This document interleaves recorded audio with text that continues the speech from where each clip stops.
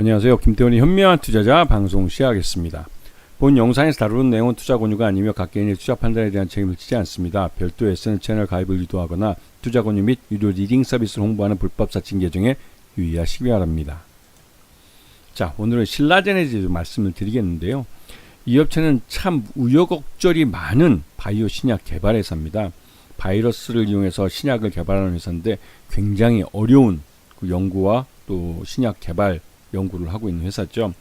실제로 이제 바이러스를 기반으로 해서 이런 항암제를 만든 회사는 전 세계적으로 한 군데 정도밖에 없는 걸로 알려져 있습니다. 실제로 미국 FDA에서 승인을 내준 신약도 이 바이러스 기반의 신약은 한 가지 정도밖에 없는 걸로 알려져 있고, 그래서 이 신라젠이 개발을 하게 되면 이 팩사백 같은 경우는 세계 두 번째로 바이러스 기반의 신약 그 항암제가 되는 것이죠. 근데 아직까지는 그게 임상 단계에 머물고 있고 임상에서 유의미한 그 데이터를 얻었다는 소식은 별로 들리지 않고 있습니다. 여전히 연구 개발이 어려움을 느끼고 있는 것 같은데요. 근데 최근 들어서 이제 그 BAL0891이라는 이 진행성 고용암에 대해서 이 기존에 임상을 할 때 그 첫 번째 이 임상을 하겠다고 신청을 FDA 할 때는 특별한 어떠한 타겟이 돼서 뭐 고용암이면 고용암, 하여튼 타겟을 딱 정해서 이런 임상 그 신청서를 내게 되는데요. 근데 그거를 이제 딱 봤을 때 이제 전임상에서 독성 테스트나 이런 것들이 뭐 크게 문제될 게 없고 사람에게 적용해도 뭐 독성 문제나 이런 것들이 없기 때문에 안전할 수 있겠다 생각하면 웬만하면 미국 FDA에서는 승인을 내준다고 합니다. 근데 그렇게 승인을 내주고 임상 1상에 들어갔을 때 뭐 임상을 이제 최소한의 한 10명 정도의 적은 인원을 갖고 실험을 하는데 거기서 뭐 부작용이 안 나고 또 독성이나 이런 문제가 발생하지 않고 안전하게 잘 끝나면 이제 임상 2상에 대한 승인을 내주게 됐죠.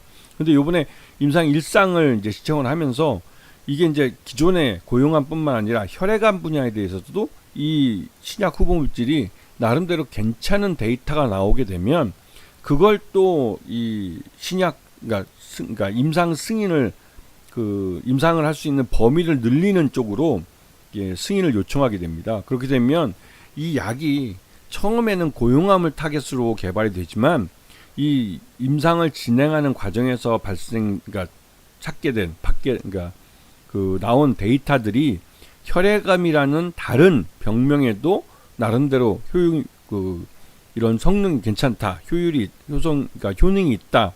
그러게 되면 그 분야에서도 치료제로 개발을 하게 되는 것이죠. 뭐 대표적으로 이게 이제 비아그라 같은 경우 심장병을 치료하기 위해서 만들던 그 약이 결국은 발기부전 치료제로 개발이 된 것처럼 임상을 진행하면서 신약을 개발하다 보면 전혀 다른 약효의 효능을 임상 데이터로 얻는 경우가 있습니다.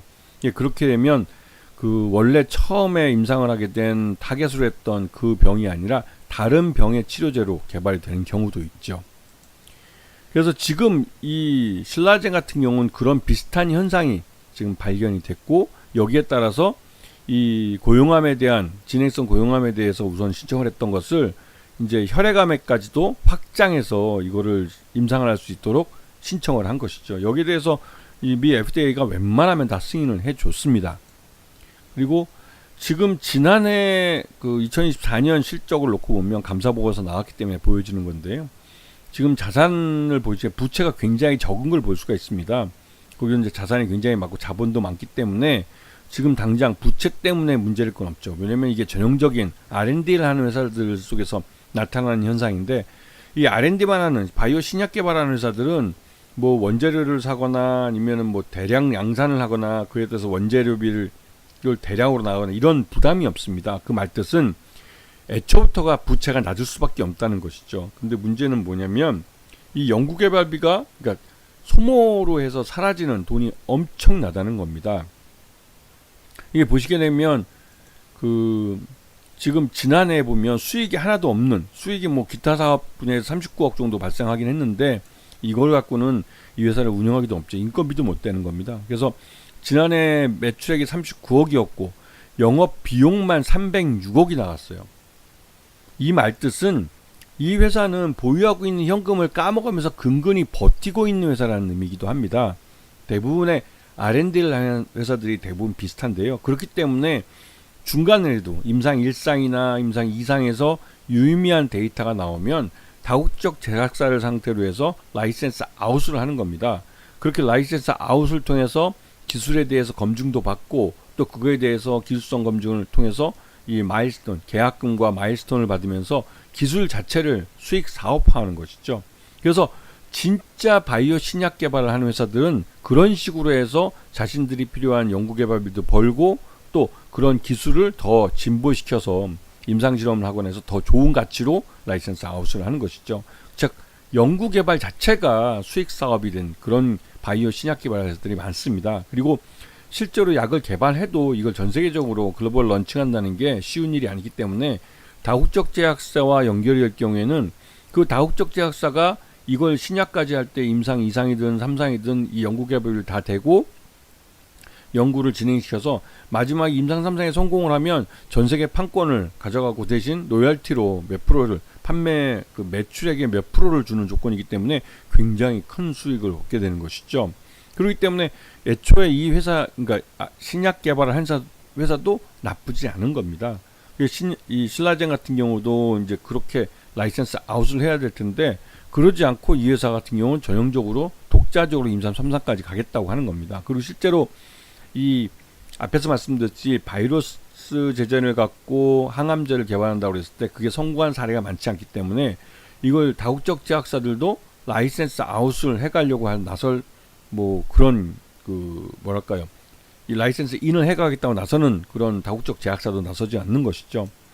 근데 문제는 이게 M20이라는 데가 지분이 13.65%고 그 외에 특수관계 포함해서 15.95%가 최대주 지분인데 일반적으로 아무리 신약이지만 신약 개발하는 데 있어서 이게 기술이 말 그대로 연구의 진실성을 갖고 있고 돈을 버는 기술이면 최대주 지분이 이렇게 낮아지지는 않습니다. 물론 이 계속 증자를 통해서 외부 자금을 받기 때문에 최대주 지분이 줄기는 하지만 그때마다 어떤 식으로든 최대주 지분을 그러니까 안정적으로 가져갈 수 있게 왜냐면 R&D 자금을 외부에서 뭐 증자가 됐든 전환사채 같은 거를 발행하든 대규모 자금이 들어오기 때문에 실제로 최대주 지분이 낮은데 대규모 자금을 갖고 있으면 적대적 M&A 대상이 될 수가 있어요. 왜냐면 적대적 M&A 하는 쪽은 그 회사 내에 있는 현금이 필요할 뿐이지 그 회사가 무엇을 연구하고 개발하는지 그건 의미가 없습니다. 왜냐면 그거는 뭐 말 그대로 연구를 당장 중단하면 그만큼 나가는 비용이 줄어들기 때문에 오히려 그 회사에겐 이익이 될 수도 있는 것이죠. 그렇기 때문에 최대주 지분이 이렇게 낮아지는 것은 좋지 않은 그 신호이기도 합니다. 그리고 요번에 이제 이 회사가 최근 들어서 이러한 그 호재성 재료들 뭐 특허를 취득한다든가 이런 것들을 막 대량으로 막 내놓고 있는데요. 이런 뉴스들이 많이 나오는 것은 실제로 그렇게 뭐 좋은 건 아닙니다. 그리고 이제 라이센스 외부 기술을 갖고 사오는 거 이것도 외부에 돈이 나가는 거기 때문에 라이센스 아웃처럼 내가 기술을 파는 게 아니죠. 그리고 이 회사는 최근 우성제약을 지금 매출 80억에 영업이익이 한 13억 정도 나는 회사를 그 한 100억 원 주고 샀습니다. 매수를 했고 이 회사를 3년 내에 매출 300억짜리 회사로 키우겠다고 그렇게 하면 영업이익도 뭐 그만큼 늘어나겠죠. 그리고 신라젠이 여기다가 화장품 제조사를 더 추가로 M&A 해서 화장품 제조업을 수익사업으로 가져가겠다는 말들이 나오고 있습니다.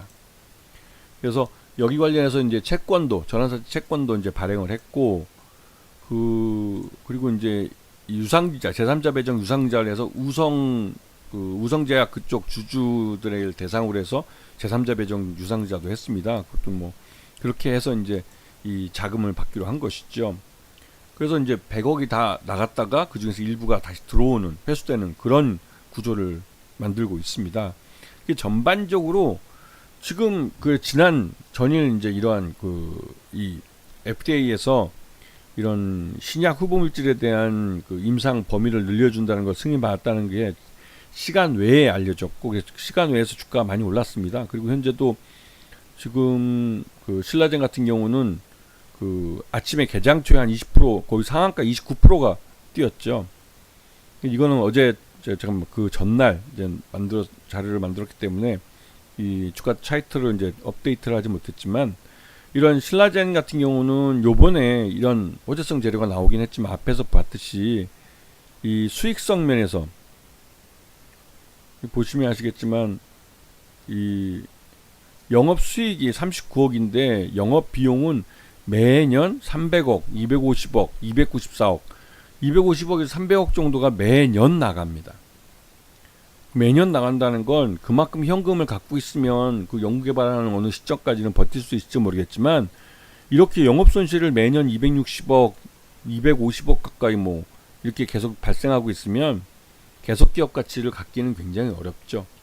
그리고 외부에서 계속 자금이 수혈이 돼야 되는 겁니다. 그리고 앞에 보셨듯이 이 회사가 갖고 있는 임상 이 팩사백이나 뭐 이러한 그 신약 후보 물질들은 대부분 임상 1상 2상 정도에 머물러 있습니다. 그런 앞으로도 연구개발이 계속 필요한 상황이고 이런 것 때문에 이 신라젠 같은 경우는 주가가 이렇게 급등하는 게 계속 지속되기는 어렵고 이게 이제 그 이렇게 해서 주가가 반짝 올라가서 어느 정도 올라가도 다시 또 유상자나 이런 걸 통해서 또 흘러내리고 이런 게 반복적으로 나타날 수밖에 없어요.